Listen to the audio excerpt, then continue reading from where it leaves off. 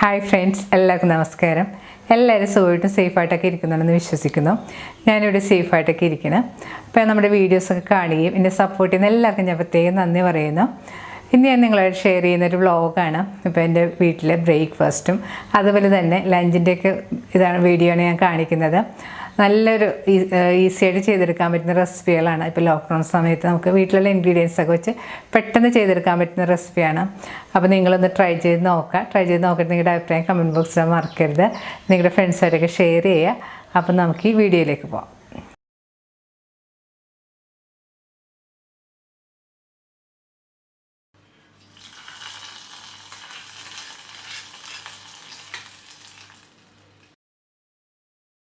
ഞാൻ ബ്രേക്ക്ഫാസ്റ്റിനായിട്ട് ഉണ്ടാക്കിയിരിക്കുന്നത് ചക്കപ്പുട്ടാണ്.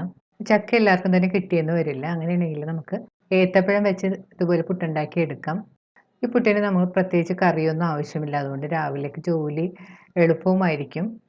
എൻ്റെ വീട്ടിൽ ചക്ക മരമൊന്നും ഇല്ല കേട്ടോ. അപ്പോൾ എൻ്റെ അടുത്ത വീട്ടിൽ നിന്ന് എനിക്കൊരു ചക്ക തന്നു. നല്ല പഴുത്ത വരിക്കച്ചക്കയായിരുന്നു. നല്ല മധുരമുള്ള ചക്കയാണ്. അതുകൊണ്ടാണ് നമ്മൾ ഈ പുട്ടുണ്ടാക്കുന്നത്. അപ്പോൾ എങ്ങനെയാണ് നമുക്ക് പുട്ടുണ്ടാക്കുന്നത് നോക്കാം. പുട്ടിന് ആവശ്യമായ തേങ്ങ ആദ്യം നമുക്ക് ചിരവിയെടുക്കാം. ഇനി ഞാൻ ലഞ്ചിനായിട്ട് വെള്ളരിക്ക മോരുകറിയും കൂടി ഉണ്ടാക്കുന്നുണ്ട്. അപ്പോൾ അതിനും ആവശ്യമുള്ള തേങ്ങയും കൂടെ ചിരകി വെക്കണം. ഇപ്പോൾ തേങ്ങ ഞാൻ ചിരവി എടുത്തിട്ടുണ്ട്. അത് നമുക്ക് മാറ്റി വെക്കാം. ഞാൻ പുട്ടിനുള്ള പൊടി നനച്ച് വെക്കുകയാണ്. ഞാനിവിടെ ഉപയോഗിച്ചിരിക്കുന്നത് നമുക്ക് പാക്കറ്റിലൊക്കെ വാങ്ങാൻ കിട്ടുന്ന പൊൻകതറിൻ്റെ പുട്ടുപൊടിയാണ്.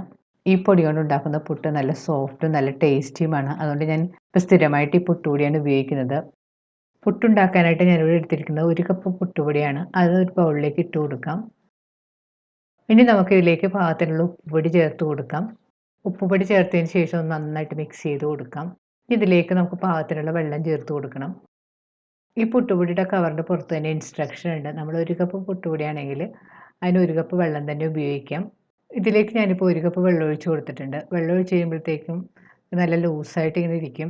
വെള്ളം ഒഴിച്ച് കഴിയുമ്പോഴത്തേക്കും വെള്ളം കൂടുതലുള്ള പോലെ നമുക്ക് തോന്നും. അതുകൊണ്ട് പേടിക്കേണ്ട ആവശ്യമില്ല. കുറച്ച് സമയം വെച്ച് കഴിയുമ്പോഴത്തേക്ക് നല്ല പാകത്തിനായി കിട്ടും. ഇനി നമുക്കിതൊന്ന് മൂടി ഒരു 15 മിനിറ്റ് മാറ്റി വെക്കണം. പുട്ടുപൊടി ഒന്ന് റെഡിയായി വരുന്ന സമയം കൂടി നമുക്ക് ഈ ചക്ക ഒന്ന് ചെറിയ കഷ്ണങ്ങളായിട്ട് മുറിച്ചെടുക്കാം. ചക്ക ഞാൻ ഇന്നലെ രാത്രി തന്നെ പൊളിച്ച് കുരുവെല്ലാം മാറ്റി ഒരു എയർ ടൈറ്റ് ആയിട്ടുള്ള ബോക്സിൽ അടച്ചു വെച്ചതാണിത്. ഇതുപോലെ നമ്മൾ ഫ്രിഡ്ജിൽ സൂക്ഷിക്കുകയാണെങ്കിൽ ചക്ക ഒരാഴ്ച വരെ എല്ലാം നല്ല ഫ്രഷ് ആയിട്ടിരിക്കും. ഇനി ഇതൊന്ന് കഷ്ണങ്ങളായിട്ട് മുറിച്ചെടുക്കണം. ചക്ക ഒരു ചോപ്പിംഗ് ബോളിൽ വെച്ച് ഇതുപോലെ ചെറിയ കഷ്ണങ്ങളായിട്ട് മുറിച്ചെടുക്കണം. പുട്ടുപൊടി നനച്ച് വെച്ചിട്ട് ഒരു 15 മിനിറ്റ് എല്ലാം കഴിഞ്ഞിട്ടുണ്ട്. ഇനി ഇത് തുറന്നെടുത്തതിന് ശേഷം കൈകൊണ്ട് നന്നായിട്ട് മിക്സ് ചെയ്ത് കൊടുക്കാം. ഇനി നമ്മളിതിലേക്ക് പ്രത്യേകിച്ച് വെള്ളമോ ഒന്നും ചേർക്കേണ്ട ആവശ്യമില്ല. കൈകൊണ്ട് നന്നായിട്ട് മിക്സ് ചെയ്തതിന് ശേഷം നമുക്ക് പുട്ടുണ്ടാക്കാൻ തുടങ്ങാം. പുട്ടുണ്ടാക്കാൻ ആവശ്യമായ ചക്ക ഇവിടെ ചെറിയ കഷ്ണങ്ങളായിട്ട് മുറിച്ച് വെച്ചിട്ടുണ്ട്. പുട്ടുണ്ടാക്കാനായിട്ട് എൻ്റെ കയ്യിൽ 2 ടൈപ്പിലുള്ള പുട്ട് മേക്കർ ഉണ്ട്. ഒന്ന് ചിരട്ടപ്പുട്ടിൻ്റെ ഷേപ്പിലുള്ളതും ഒന്ന് സാധാരണ പുട്ടുകുറ്റിയും. ആദ്യം ഈ ചെറിയ പുട്ട് മേക്കറിലേക്ക് നമുക്ക് അതിൻ്റെ ചില്ലിട്ട് കൊടുക്കാം. ഇനി അതിലേക്ക് നമുക്ക് കുറച്ച് തേങ്ങ ചിരവിയതിട്ട് കൊടുക്കാം. ഞാനിതിലേക്ക് 1.5 ടേബിൾ സ്പൂൺ തേങ്ങയാണ് ഇട്ട് കൊടുത്തിരിക്കുന്നത്. ഇനി തേങ്ങയുടെ പുറത്തേക്ക് അരിഞ്ഞു വെച്ചിരിക്കുന്ന കുറച്ച് ചക്ക ഇട്ട് കൊടുക്കണം. ചക്കയുടെ പുറത്തേക്ക് പുട്ടുപൊടി നനച്ചത് നമുക്ക് ഇതുപോലെ കൈകൊണ്ട് വാരിയിട്ട് കൊടുക്കാം. വീണ്ടും ഇതിൻ്റെ മുകളിലേക്ക് കുറച്ച് ചക്ക കഷ്ണങ്ങൾ ഇട്ട് കൊടുക്കാം. അവസാനം ചക്കയുടെ മുകളിലേക്ക് കുറച്ച് തേങ്ങ ചിരവിയതും കൂടി ഇട്ട് കൊടുക്കാം. അതിന് ശേഷം പുട്ട് മേക്കർ ഒന്ന് മൂടി വെച്ച് കൊടുക്കാം. ഇനി നീളമുള്ള പുട്ടുകുറ്റിയിൽ എങ്ങനെയാണ് പുട്ട് മിക്സ് നിറക്കുന്നത് ഞാൻ കാണിച്ചു തരാം. ചെറിയ പുട്ട് മേക്കറിൽ ഞാൻ ചക്കയും പുട്ട് മിക്സും ലെയറായിട്ടാണ് ഇട്ടത്. എന്നാൽ ഈ വലിയ പുട്ടുകുറ്റിയിലേക്ക് ഞാൻ പുട്ടുപൊടിയും ആവശ്യത്തിന് ചക്കയിട്ട് നന്നായിട്ട് മിക്സ് ചെയ്തതിന് ശേഷമാണ് പുട്ടുണ്ടാക്കുന്നത്. നനച്ചു വെച്ചിരിക്കുന്ന പുട്ടുപൊടിയിലേക്ക് കുറച്ച് ചക്ക അരിഞ്ഞത് ഇട്ടിട്ട് നന്നായിട്ട് കൈകൊണ്ട് മിക്സ് ചെയ്ത് കൊടുക്കുക. ഇനി പുട്ടുകുറ്റിയിലേക്ക് എൻ്റെ ചില്ലിട്ടതിന് ശേഷം അതിലേക്ക് തേങ്ങ ഇട്ട് കൊടുക്കുക ആവശ്യത്തിന്. ഇനി ഇതിലേക്ക് മിക്സ് ചെയ്ത് വെച്ചിരിക്കുന്ന പുട്ട് ചക്ക മിക്സ് ഇട്ട് കൊടുക്കാം. പുട്ടുകുറ്റിയുടെ പകുതി ഇട്ടതിന് ശേഷം അതിലേക്ക് വീണ്ടും നമുക്ക് തേങ്ങ ചിരവിയത് ഇട്ട് കൊടുക്കാം. അതിന് ശേഷം വീണ്ടും പുട്ട് മിക്സ് അതിലേക്ക് നിറച്ച് കൊടുക്കാം. അവസാനം ഇതിൻ്റെ മുകളിലേക്ക് കുറച്ച് തേങ്ങ ചിരവിയതും കൂടി ഇട്ട് കൊടുക്കാം. അതിന് ശേഷം ഇത് മൂടി നമുക്ക് പുട്ടുണ്ടാക്കിയെടുക്കാം. പുട്ടുണ്ടാക്കാനായിട്ട് ഞാനൊരു പ്രഷർ കുക്കറിൽ വെള്ളം ചൂടാക്കാൻ വെച്ചിട്ടുണ്ട്. പ്രഷർ കുക്കറിൽ ഞാനൊരു 1/4 പാവം വെള്ളം വെച്ചിട്ടുണ്ട്. അതിന് ശേഷം നമുക്ക് പ്രഷർ കുക്കർ മൂടി കൊടുക്കാം. ഇപ്പോൾ കുക്കറിൻ്റെ ഉള്ളിൽ വെള്ളം തിളച്ച് സേഫ്റ്റി വാൽവിലൂടെ ആവി വരാൻ തുടങ്ങിയിട്ടുണ്ട്. ഈ സമയത്ത് നമുക്ക് പുട്ട് മേക്കർ ഈ സേഫ്റ്റി വാൽവിൻ്റെ അകത്തേക്ക് ഇറക്കി വെച്ച് കൊടുക്കാം. ഇനി സ്റ്റവ് ഒരു മീഡിയം ഫ്ലെയിമിൽ വെച്ച് ഒരു 8 മിനിറ്റ് കുക്ക് ചെയ്യണം. സാധാരണ പുട്ടാണെങ്കിൽ ഒരു 3-4 മിനിറ്റ് കൊണ്ട് നമുക്ക് കുക്ക് ചെയ്തെടുക്കാൻ പറ്റും. പക്ഷേ ഇത് ചക്കയും കൂടി ഇട്ടേക്കുന്ന കാരണം ചക്ക വെന്ത് വരാനായിട്ട് കുറച്ച് സമയമെടുക്കും. അതുകൊണ്ടാണ് ഞാനൊരു 8 മിനിറ്റ് പറഞ്ഞത്. ഇപ്പോൾ പുട്ട് മേക്കറിൽ നിന്ന് ആവി വരാൻ തുടങ്ങിയിട്ടുണ്ട്. ആവി വന്നതിന് ശേഷം കുറച്ച് സമയം കൂടി നമുക്ക് കുക്ക് ചെയ്യണം. ഇപ്പോൾ നമ്മുടെ പുട്ട് പാകമായിട്ടുണ്ട്. ഇനി നമുക്കിത് പുറത്തേക്ക് എടുക്കാം. ഈ പുട്ട് കണയിൽ റെഡിയാക്കി വെച്ചിരിക്കുന്ന പുട്ട് നമുക്ക് ഇതുപോലെ തന്നെ ഉണ്ടാക്കിയെടുക്കാം. കുറ്റിയിൽ വെച്ച പുട്ടും റെഡി ആയിട്ടുണ്ട്. ഇനി നമുക്കിതെല്ലാം റെഡിയായ പുട്ട് നമുക്ക് പ്ലേറ്റിലേക്ക് മാറ്റാം. അപ്പോൾ നമ്മുടെ പുട്ടെല്ലാം റെഡി ആയിട്ടുണ്ട്. ഈ പുട്ടിന് പ്രത്യേകിച്ച് കറികളൊന്നും വേണ്ട. നമുക്ക് ചൂടോടെ തന്നെ ഇത്തിരി പഞ്ചസാരയോ കുറച്ച് നെയ്യൊക്കെ ഇട്ട് വേണമെങ്കിൽ കഴിക്കാം. പഞ്ചസാരയും നെയ്യൊക്കെ ഓപ്ഷനാണ് കേട്ടോ. നിങ്ങൾക്ക് ഇഷ്ടമുണ്ടെങ്കിൽ ഇട്ടാൽ മതി. അല്ലാതെ തന്നെ ഇത് ചൂടോടെ നമുക്ക് കഴിക്കാൻ നല്ല ടേസ്റ്റി ആയിട്ടുള്ളൊരു പുട്ടാണ്. വളരെ ഈസി ആയിട്ട് ഉണ്ടാക്കിയെടുക്കാൻ പറ്റുന്നതാണ്. അപ്പോൾ നിങ്ങളൊന്ന് ട്രൈ ചെയ്ത് നോക്കുക. ഇനി ലഞ്ചിനായിട്ട് ഞാൻ ഉണ്ടാക്കുന്നത് അച്ചിങ്ങയും ചെമ്മീനും കൂടെയുള്ള മെഴുക്കുവരട്ടിയാണ്. അപ്പോൾ മെഴുക്കുവരട്ടി ഉണ്ടാക്കാനുള്ള അച്ചിങ്ങ ഞാനിവിടെ എടുത്ത് വെച്ചിട്ടുണ്ട്. അച്ചിങ്ങ ഇതിപ്പോൾ നമ്മുടെ ടെറസിലെ ഗാർഡനിലുണ്ടായ അച്ചിങ്ങയാണ്. നന്നായിട്ട് കഴുകിയതിന് ശേഷം നമുക്ക് ചെറിയ കഷ്ണങ്ങളായിട്ട് അരിഞ്ഞെടുക്കാം. നമ്മൾ ചെമ്മീനൊന്നും ചേർക്കാതെ അച്ചിങ്ങ മെഴുക്കുവരട്ടി ഉണ്ടാക്കുന്നതിൻ്റെ ഒരു വീഡിയോ നേരത്തെ ഇട്ടിട്ടുണ്ട്. അത് നല്ല ടേസ്റ്റി ആയിട്ടുള്ള റെസിപ്പിയാണ്. അപ്പോൾ അതിൻ്റെ ലിങ്ക് ഞാൻ ഡിസ്ക്രിപ്ഷനിൽ കൊടുക്കാം. അപ്പോൾ കാണാത്തവരാണെങ്കിൽ അതും കൂടി ഒന്ന് കണ്ട് നോക്കാം. ചെമ്മീൻ ചേർത്ത് അച്ചിങ്ങ മെഴുക്കുവരട്ടി ഉണ്ടാക്കുമ്പോഴത്തേക്ക് നല്ല അടിപൊളി ടേസ്റ്റാണ്. ഇപ്പോൾ അച്ചിങ്ങയിലേക്ക് കാണുന്ന പോലെ ചെറിയ കഷ്ണങ്ങളായിട്ട് മുറിച്ച് വെച്ചിട്ടുണ്ട്. ഇത് നമുക്കൊരു ചീനച്ചട്ടിയിലേക്ക് ഇട്ട് കൊടുക്കാം. ഇനി ഇതിലേക്ക് നമുക്ക് ചെമ്മീൻ ചേർത്ത് കൊടുക്കണം. ചെറിയ ചെമ്മീനാണെങ്കിൽ നമുക്ക് പച്ചക്ക് ചേർത്ത് കൊടുക്കാം. ഞാൻ പക്ഷേ വലിയ ചെമ്മീനാണ് ഉപയോഗിച്ചിരിക്കുന്നത്. വലിയ ചെമ്മീൻ ഞാൻ മഞ്ഞൾപ്പൊടിയും ഉപ്പുപൊടിയും എല്ലാം ഇട്ട് കുറച്ച് വെള്ളമൊഴിച്ച് വേവിച്ച് വെച്ചതാണിത്. ഇനി ചെമ്മീൻ നമുക്ക് ഇതിലേക്ക് ഇട്ട് കൊടുക്കാം. വലിയ ചെമ്മീൻ ആയതുകൊണ്ട് ഞാനൊന്ന് ചെറുതായിട്ട് കട്ട് ചെയ്തിട്ടാണ് ചേർത്തിരിക്കുന്നത്. ഇനി ഇതിലേക്ക് ഞാനൊരു 1/4 കപ്പ് വെള്ളവും കൂടി ചേർത്ത് കൊടുത്തിട്ടുണ്ട്.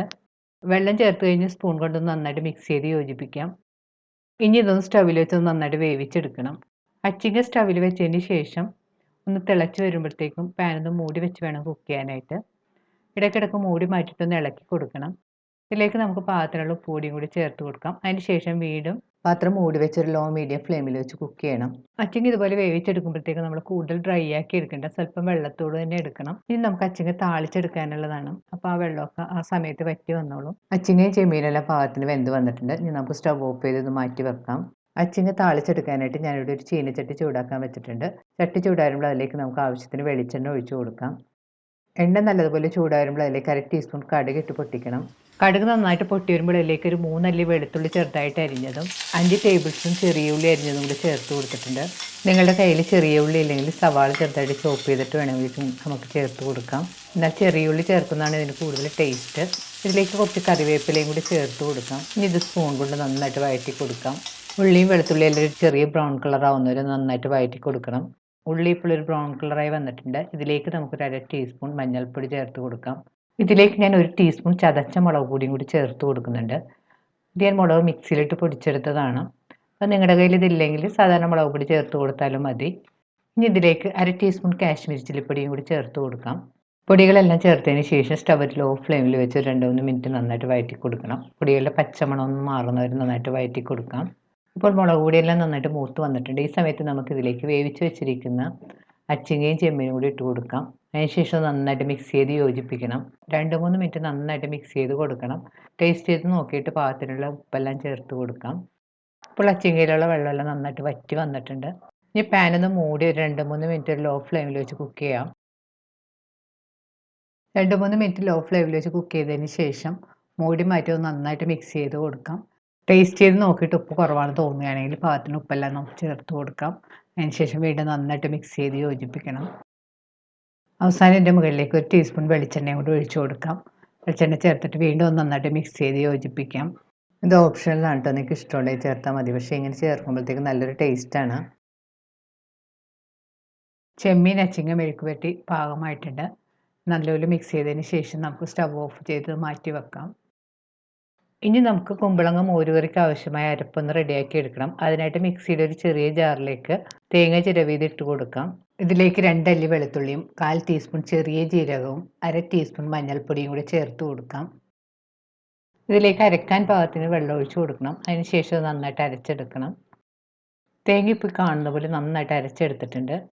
കുമ്പളങ്ങ കഷ്ണങ്ങളായിട്ട് മുറിച്ചെടുത്തതിന് ശേഷം അതിലേക്ക് 1/2 ടീസ്പൂൺ മഞ്ഞൾപ്പൊടി, 1/2 ടീസ്പൂൺ മുളക് പൊടി, 4 പച്ചമുളക്, പാകത്തിന് ഉപ്പുപൊടിയും വെള്ളവും ചേർത്ത് വേവിച്ചെടുത്തതാണിത്. നമ്മൾ കുമ്പളങ്ങ മോരുകറിയുടെ റെസിപ്പി നേരത്തെ ഇട്ടിട്ടുള്ളതാണ്. അതുകൊണ്ടാണ് ഈ കുമ്പളങ്ങ വേവിക്കുന്ന ഭാഗമൊക്കെ കാണിക്കാതിരുന്നത്. അപ്പോൾ ഞാൻ ആ വീഡിയോയുടെ ലിങ്ക് ഞാൻ ഡിസ്ക്രിപ്ഷനിൽ കൊടുക്കാം കേട്ടോ. അപ്പോൾ ആവശ്യമുള്ളവരാണെങ്കിൽ ഒന്ന് കണ്ടു നോക്കുക. ഇനി ഇതിലേക്ക് നമുക്ക് അരച്ച് വെച്ചിരിക്കുന്ന തേങ്ങയും കൂടി ചേർത്ത് കൊടുക്കാം. തേങ്ങ ചേർത്ത് നന്നായിട്ട് മിക്സ് ചെയ്ത് കൊടുക്കാം. അരപ്പ് ചേർത്ത് നന്നായിട്ട് മിക്സ് ചെയ്തതിന് ശേഷം സ്റ്റവിൽ വെച്ച് 2-3 മിനിറ്റ് നന്നായിട്ട് തിളപ്പിക്കണം. ഇതിലേക്ക് പാകത്തിനുള്ള ഉപ്പുപൊടിയും കൂടി ചേർത്ത് കൊടുക്കണം. തേങ്ങ ചേർത്ത് 2, 3 മിനിറ്റ് ഒന്ന് നന്നായിട്ട് തിളച്ച് കഴിയുമ്പോഴത്തേക്കും നമുക്കിതിലേക്ക് തൈര് ചേർത്ത് കൊടുക്കാം. തൈരൊന്ന് നന്നായിട്ട് കട്ടയില്ലാതെ ഉടച്ചെടുത്തിട്ട് വേണം ചേർത്ത് കൊടുക്കാനായിട്ട്. ഞാനൊന്ന് മിക്സിയിലിട്ടൊന്ന് പതുക്കെ അടിച്ചെടുത്തിട്ടാണ് ചേർത്തിരിക്കുന്നത്. തൈര് ചേർത്ത് കഴിഞ്ഞ് ഒന്ന് നന്നായിട്ട് മിക്സ് ചെയ്ത് യോജിപ്പിക്കാം. തൈര് ചേർത്ത് കഴിഞ്ഞ് പ്രത്യേകം ശ്രദ്ധിക്കേണ്ടത് എന്നിട്ട് കറി നമ്മൾ തിളക്കാൻ അനുവദിക്കരുത്. നന്നായിട്ട് ചൂടായി വരുമ്പോഴത്തേക്കും നമുക്ക് സ്റ്റവ് ഓഫ് ചെയ്യാം. മോരുകറി കൂടുതൽ തിക്കാണ് തോന്നിയാൽ സ്വല്പം വെള്ളം ചേർത്ത് ഒന്ന് നന്നായിട്ട് മിക്സ് ചെയ്ത് കൊടുക്കാം. ഇപ്പം മോര് ചേർത്തിട്ട് കറി നന്നായിട്ട് ചൂടായി വന്നിട്ടുണ്ട്. ഇനി നമുക്ക് സ്റ്റവ് ഓഫ് ചെയ്ത് ഇത് മാറ്റി വെക്കാം. ഇനി കറിയിലേക്ക് കടുക് വറുത്തിടാനായിട്ട് ഞാനിവിടെ ഒരു ചെറിയ പാൻ ചൂടാക്കാൻ വെച്ചിട്ടുണ്ട്. പാൻ ചൂടായി വരുമ്പോൾ അതിലേക്ക് കുറച്ച് വെളിച്ചെണ്ണ ഒഴിച്ച് കൊടുക്കാം. വെളിച്ചെണ്ണ നന്നായിട്ട് ചൂടായി വരുമ്പോൾ അതിലേക്ക് കടുക് ഇട്ട് പൊട്ടിക്കണം. ഇതിലേക്ക് നമുക്ക് 2 നുള്ള ഉലുവയും കൂടി ഇട്ട് പൊട്ടിക്കണം. ഉലുവയും കടുകും നന്നായിട്ട് പൊട്ടി വരുമ്പോൾ ഇതിലേക്ക് 2 ഉണക്കമുളക് 2ആയിട്ട് കീറിയത്, കുറച്ച് കറിവേപ്പിലയും കൂടി ചേർത്ത് മൂപ്പിക്കാം. വേപ്പിലയും മുളകും ഒന്നും നന്നായിട്ട് മൂത്ത് വരുമ്പോഴത്തേക്ക് നമുക്ക് സ്റ്റവ് ഓഫ് ചെയ്യാം. ഇനി കടുക് വറുത്തത് നമുക്ക് കറിയുടെ മുകളിലേക്ക് ഒഴിച്ച് കൊടുക്കാം. കറിയിലേക്ക് ഒഴിച്ചതിന് ശേഷം നന്നായിട്ട് മിക്സ് ചെയ്ത് കൊടുക്കാം. നല്ല ടേസ്റ്റി ആയിട്ടുള്ള നമ്മുടെ കുമ്പളങ്ങ മോരുകറിയും റെഡി ആയിട്ടുണ്ട്. ഇതുപോലെ നമ്മൾ കറി ഉണ്ടാക്കി വെക്കുകയാണെങ്കിൽ നമുക്ക് 2-3 ദിവസത്തേക്ക് ഒഴിച്ചുകറിക്ക് ഇത് മതി. റെഡിയായ കറിയെല്ലാം ഞാനിവിടെ എടുത്ത് വെച്ചിട്ടുണ്ട്. ഞാൻ ഇതിൻ്റെ കൂടെ കുറച്ച് മീനച്ചാറും കൂടെ എടുത്തിട്ടുണ്ട്. ചൂര മീൻ വെച്ചിട്ടാണ് നമ്മൾ ഈ അച്ചാർ ഉണ്ടാക്കിയിരിക്കുന്നത്. നല്ലൊരു ടേസ്റ്റി ആയിട്ടുള്ള റെസിപ്പിയാണ്. അപ്പോൾ അതിൻ്റെ ലിങ്ക് ഞാൻ ഡിസ്ക്രിപ്ഷനിൽ കൊടുക്കാം. ഒന്ന് കണ്ട് ട്രൈ ചെയ്ത് നോക്കുക.